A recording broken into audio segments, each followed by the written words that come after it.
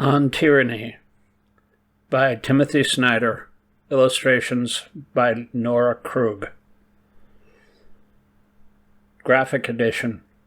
20 Lessons from the 20th Century. Chapter 1. Do not obey and advance. Most of the power of authoritarianism is freely given. In times like these, individuals think ahead about what a more repressive government will want and then offer themselves without being asked. A citizen who adopts this in this way is teaching power what it can do.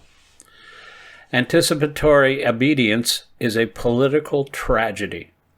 Perhaps rulers did not initially know that citizens were willing to compromise this value or that principle. Perhaps the new regime did not at first have the direct means of influencing citizens one way or another. After the German elections of 1932, which permitted Adolf Hitler to form a government, or the Czechoslovak elections of 1946, where communists were victorious, the next crucial step was anticipatory obedience. Because enough people in both cases voluntarily extended their services to the new leaders, Nazis and communists alike realized that they could move quickly toward a full regime change.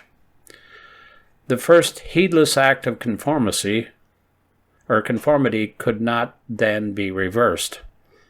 In early 1938, Adolf Hitler, by then securely in power in Germany, was threatening to annex neighboring Austria.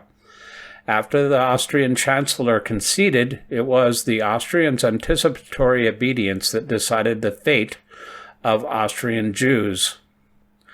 The local Austrian Nazis captured Jews and forced them to scrub the streets to remove symbols of independent Austria. Crucially, people who were not Nazis looked on with interest and amusement. Nazis who had kept lists of Jewish properties stole what they could.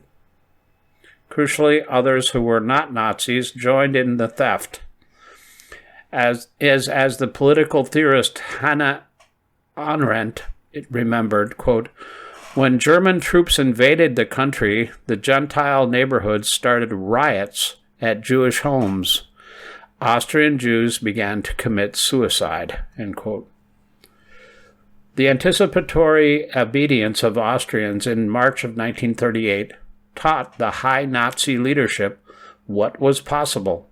It was in Vienna that August that Adolf Eichmann established the Central Office for Jewish Immigration.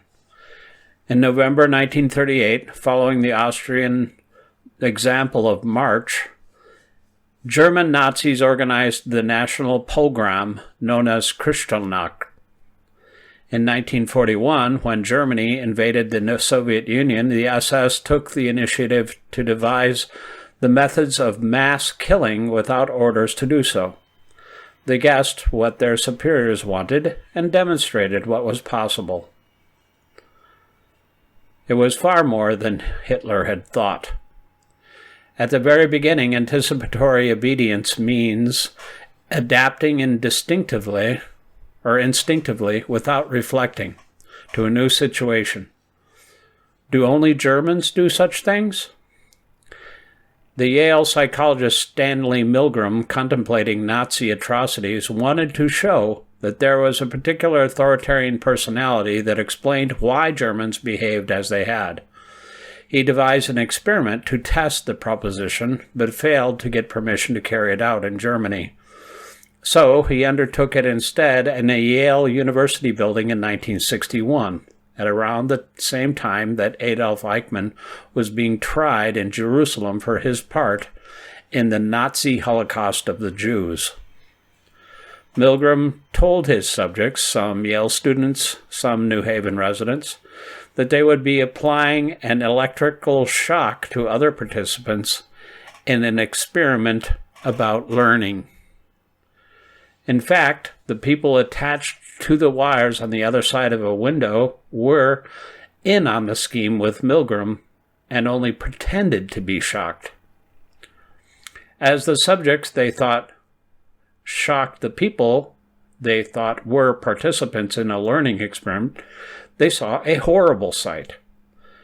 People whom they did not know and against whom they had no grievance seemed to be suffering greatly, pounding the glass and complaining of heart pain. Even so, most subjects followed Milgram's instructions and continued to apply what they thought were ever greater shocks until the victims appeared to die. Even those who did not proceed all the way to the apparent killing of their fellow human beings left without inquiring about the health of the other participants. Milgram grasped that people are remarkably receptive to new rules in a new setting. They are surprisingly willing to harm and kill others in the service of some new purpose if they are so instructed by a new authority.